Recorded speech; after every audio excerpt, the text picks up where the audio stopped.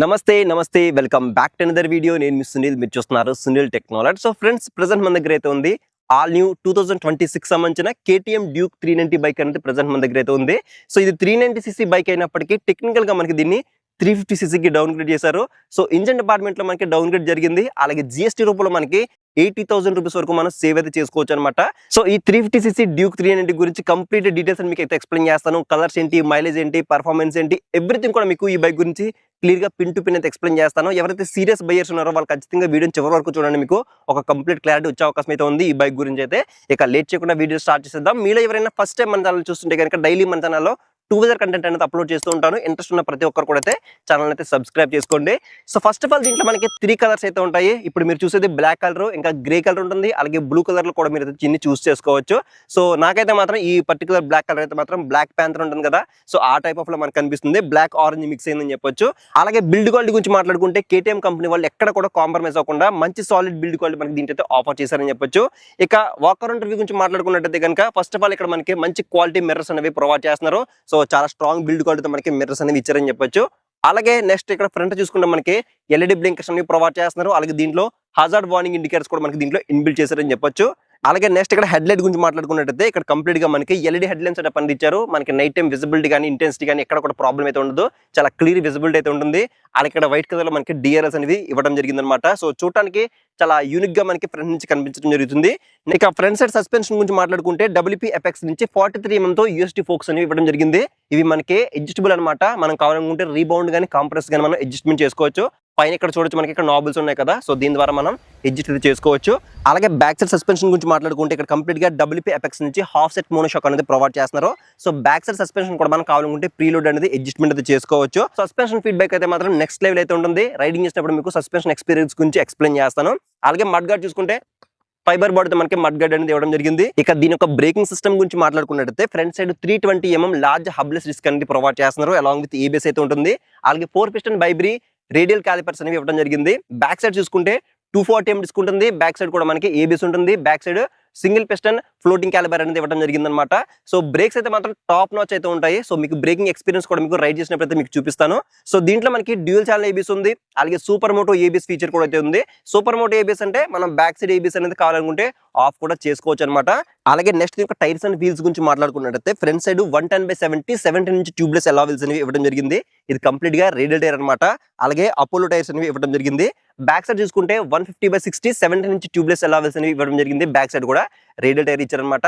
So మనం highway మీద వెళ్తున్నప్పుడు, టాప్ స్పీడ్ లో వెళ్తున్నప్పుడు, అలాగే మనం కార్నర్ తీసినప్పుడు మనకి ఎక్స్ట్రా గ్రిప్ అనేది దొరుకుతుంది. ఈ బైక్ లో మనం మేజర్ గా మాట్లాడుకోవాల్సింది ఇంజిన్ యొక్క కెపాసిటీ గురించి మాట్లాడుకోవాలి. ఎందుకంటే మనకి ప్రీవియస్ గా 390cc ఇంజిన్ అయితే ఉండేది. సో 390cc అయినప్పటికీ టెక్నికల్ గా మనకి 373cc ఇంజిన్ అయితే ఉండేది అనమాట. సో అప్పుడు మనకి 46 PS పవర్ 39 Nm టార్క్ అనేది ప్రొడ్యూస్ చేసేది. బట్ GST బెనిఫిట్ కోసం మనకి దీన్ని 349cc కి డౌన్ గ్రేడ్ చేశారు. డౌన్ గ్రేడ్ చేసిన తర్వాత మనకి 41.5 PS పవర్, అలాగే 33.5 Nm టార్క్ అనేది మనకి ప్రొడ్యూస్ చేస్తుంది. సో మనకి పవర్ అండ్ టార్క్ తగ్గింది. అలాగే ఇంజిన్ యొక్క కెపాసిటీ కూడా తగ్గింది అనమాట. ఇంజిన్ అనేది సేమ్ ఇంజిన్, లిక్విడ్ కూల్ డివోయిస్ సేమ్ అయితే ఉంటుంది. బట్ ఇక్కడ ఏంటంటే మనకి ఆ పవర్ అండ్ టార్క్ అనేది తగ్గింది, ఇంజిన్ యొక్క కెపాసిటీ అనేది తగ్గింది. సో 5 స్పీడ్ గేర్ బాక్స్ అనేది యాజువల్ అయితే ఉంటుంది. ఇక ఇంజిన్ యొక్క పర్ఫార్మెన్స్ అనేది ఏ విధంగా ఉంటుందో నేను రైడ్ చేసినప్పుడు మాట్లాడతాను. సో మీరు డైరెక్ట్ గా 390cc రైడ్ చేసి 350cc రైడ్ చేస్తే మాత్రం మీకు ఆ డిఫరెన్స్ తెలుస్తుంది. కానీ డైరెక్ట్ గా మీరు 350cc రైడ్ చేస్తే మాత్రం మీకు ఆ డిఫరెన్స్ అనేది తెలియదు. ఇక దీని యొక్క డైమెన్షన్స్ గురించి మాట్లాడుకుంటే దీంట్లో మనకి సీట్ హైట్ అనేది 800 mm అయితే ఉంటుంది అనమాట. సో షార్ట్ రైడర్స్ కూడా ఈజీగా యాక్సెస్ చేసేలా మనకి దీని యొక్క సీట్ హైట్ అనేది డిజైన్ చేశారు. సో మినిమం మీరు 5.3 5.4 ఉన్నా కూడా మీరు ఈజీగా యాక్సెస్ చేయొచ్చు. నేను 5.8 హైట్ ఉన్నాను. సో నాకు ఫుట్ అనేది ఫ్లాట్ ఫుట్ అయితే ఉందన్నమాట. అలాగే దీని యొక్క కర్వ్ వెయిట్ కూడా మనకి 168 kg కర్వ్ వెయిట్ అయితే ఉంటుంది. సో కొంచెం హెవీ వెయిట్ అయితే ఉంటుంది అనమాట. మీరు షార్ట్ రైడర్స్ అయితే కనుక కొంచెం హెవీ వెయిట్ అయితే అనిపిస్తుంది. అలాగే దీని యొక్క గ్రౌండ్ క్లియరెన్స్ గురించి మాట్లాడుకుంటే 183 mm గ్రౌండ్ క్లియరెన్స్ అనేది ప్రొవైడ్ చేస్తున్నారు. కొంచెం ఎక్కువ ఉంది, ఎటువంటి ప్రాబ్లం అయితే ఉండదు. మీరు హెవీ స్పీడ్ బ్రేకర్స్ దగ్గర కానీ ఆఫ్ రోడ్ చేసినప్పుడు కానీ ఎక్కడ కూడా మీకు ప్రాబ్లం అయితే ఉండదు. సో 183 mm అనేది చాలా ఎక్కువ అని చెప్పొచ్చు. అలాగే దీని యొక్క ట్యాంక్ కెపాసిటీ గురించి మాట్లాడుకుంటే దీంట్లో 15 లీటర్స్ ట్యాంక్ ఇచ్చారు. మెటల్ ట్యాంక్ కాబట్టి ప్రొటెక్షన్ డిపార్ట్మెంట్ లో ఒక ప్లస్ పాయింట్ అని చెప్పొచ్చు. అలాగే ఎక్స్టెన్షన్ కౌల్స్ ఉన్నాయి కదా, దీనిపైన ఇక్కడ చూసుకుంటే డ్యూక్ 390 అని చెప్పేసి ఇక్కడ మనకి స్టిక్కరింగ్ కనిపిస్తుంది. ఇదంతా కూడా మనకి కంప్లీట్ గా ఫైబర్ బాడీతో ఇచ్చారని చెప్పొచ్చు. ట్యాంక్ పైన ఇటువంటి స్టిక్కరింగ్ ఉంది కాబట్టి మనం కావాలనుకుంటే ఎథనాల్ బ్లెండింగ్ పెట్రోల్ కూడా దీంట్లో మనం ఫిల్ అయితే చేయించుకోవచ్చు. దీని ఒక మైలేజ్ గురించి మాట్లాడుకుంటే అరౌండ్ మనం ఒక 27 నుంచి 30 km మధ్యలో మనం ఎక్స్పెక్ట్ చేసి ఈ వెహికల్ తీసుకోవచ్చు అనమాట. నెక్స్ట్ దీని యొక్క కీ అయితే చూడొచ్చు. దీంట్లో మనకి వేవ్ బైట్ కీ అనేది ప్రొవైడ్ చేస్తున్నారు. కేటీఎం లోగోతో వేవ్ బైట్ కీ అయితే ఇచ్చారనమాట. సో ట్యాంక్ పైన ఇక్కడ మనకి కీ పొజిషన్ ఇవ్వడం జరిగింది. అలాగే దీంట్లో మనకి స్ప్రింట్ సీట్ ఉంటుందన్నమాట. సో సీట్ యొక్క క్వశ్చనింగ్ కూడా మనకి మరి అంత హార్డ్గా లేదు, మరి అంత సాఫ్ట్గా లేదు, మీడియంగా అయితే ఉందన్నమాట. So back side pillion seat కూడా మనకి మరి అంత చిన్నగా అయితే ఏం లేదనమాట, కొంచెం పెద్దగానే ఉంది కాబట్టి సో పిలియన్తో కూడా మీరు హ్యాపీగా రైడ్ చేసుకోవచ్చు. అలాగే బ్యాక్ సైడ్ గ్రాబ్ బార్స్ కూడా మనకి చాలా స్ట్రాంగ్ అయితే ఉన్నాయని చెప్పొచ్చు. అలాగే నెక్స్ట్ దీనికి హ్యాండిల్ బార్ గురించి మాట్లాడుకుంటే దీంట్లో single piece metal curved handle bar అనేది ప్రొవైడ్ చేస్తున్నారు. హ్యాండిల్ బార్ యొక్క కంఫర్ట్ కూడా మనకి చాలా బాగుంది. మనం లీన్ అయ్యి డ్రైవ్ చేసిన అవసరం లేకుండా మనకి స్ట్రైట్ ఫార్వర్డ్ అయితే ఉందన్నమాట. మనకి షోల్డర్ పెయిన్స్ కానీ రిస్ట్ పెయిన్ కానీ వచ్చే అవకాశం తక్కువ అని చెప్పొచ్చు. అలాగే దీంట్లో adjustable clutch levers, break levers అనేవి ప్రొవైడ్ చేస్తున్నారు. సో మీ ఫింగర్స్ తగ్గట్టుగా మీరు క్లచ్ లెవర్ కానీ బ్రేక్ లెవర్ కానీ మీరు అడ్జస్ట్మెంట్ చేసుకోవచ్చు. అలాగే ఈ వెహికల్ చాలా ఫీచర్స్ అయితే ఉంటాయి. ఫస్ట్ ఆఫ్ ఆల్ ఇక్కడ మనకి రైడ్ బై వైర్ టెక్నాలజీ అయితే ఉంటుంది.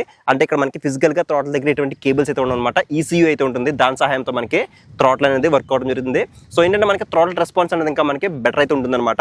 అలాగే ఈ వెహికల్లో క్విక్ షిఫ్ట్ ఉంటుంది, ట్రాక్షన్ కంట్రోల్ ఉంటుంది, సూపర్ మోటో ABS ఉంటుంది, ఇంకా కార్నరింగ్ ABS, ఇలా మనకి చాలా ఫీచర్స్ దీంట్లో మనకి ఇన్బిల్డ్ చేశారని చెప్పొచ్చు.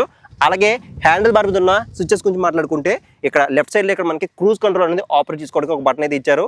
అలాగే హజార్డ్ వార్నింగ్స్ అనేవి ఆపరేట్ చేసుకోవడానికి కూడా ఒక బటన్ ఇచ్చారు. అలాగే కన్సోల్ ఫీచర్స్ అనేవి ఆపరేట్ చేయడానికి ఇక్కడ నావిగేషన్ బటన్స్ ఉన్నాయి, టర్న్ ఇండికేటర్స్ ఉన్నాయి, కింద హార్న్ అయితే ఉంది. హార్న్ అనేది ఫస్ట్ ఇంప్రెషన్ లో చాలా లౌడ్ అయితే ఉంది. అలాగే కింద క్రూజ్ కంట్రోల్ కూడా మనం ఆపరేట్ చేసుకోవడానికి ఇక్కడ బటన్స్ ఇచ్చారనమాట. అలాగే హ్యాండిల్ కి రైట్ సైడ్ లో చూసుకుంటే రెడ్ కలర్ లో ఇంజిన్ కిక్స్ అయితే ఇచ్చారు. కింద సెల్ఫ్ స్టార్ట్ బటన్ అయితే ఉంది. ఇది ఓన్లీ మనకి సెల్ఫ్ స్టార్ట్ తోనే రావడం జరుగుతుంది. ఎటువంటి కిక్ రోడ్ ఆప్షన్ దీంట్లో మనకి లేదని చెప్పొచ్చు.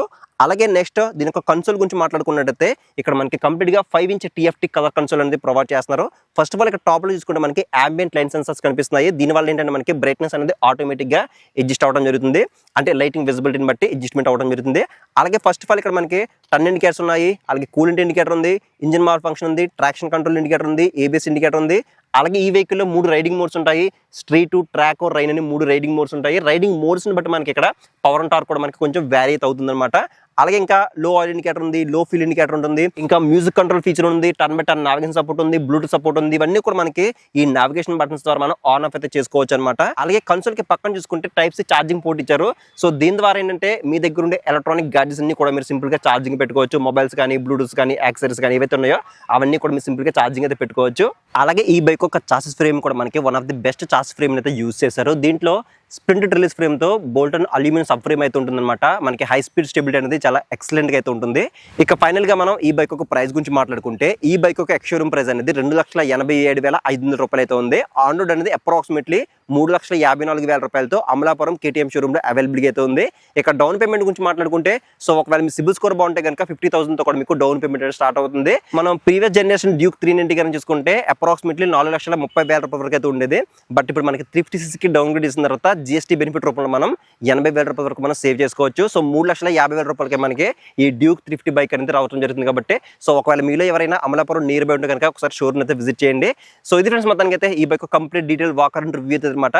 సో నెక్స్ట్ అయితే మనం కంప్లీట్ గా ఈ బైక్ ని రైడ్ చేయబోతున్నాం. రైడ్ చేసి మొత్తం నా రైడ్ ఎక్స్పీరియన్స్ ఏంటి, ఇంజిన్ యొక్క పర్ఫార్మెన్స్ ఎలా ఉంటుంది, బ్రేక్స్ అనేవి ఎలా పర్ఫార్మ్ చేస్తున్నాయి, సస్పెన్షన్ ఎలా ఉంది, ఎవ్రీథింగ్ కూడా మీకు రైడ్ రివ్యూలో ఎక్స్ప్లెయిన్ చేస్తాను. కాబట్టి మీరు ఆ వీడియో మిస్ అవ్వకుండా ఉండాలంటే కింద చాలా సబ్స్క్రైబ్ బటన్ అయితే ఉంటుంది. దాన్ని క్లిక్ చేసి పక్కన నోటిఫికేషన్ బెల్ అనేది యాక్టివ్ చేసుకోండి.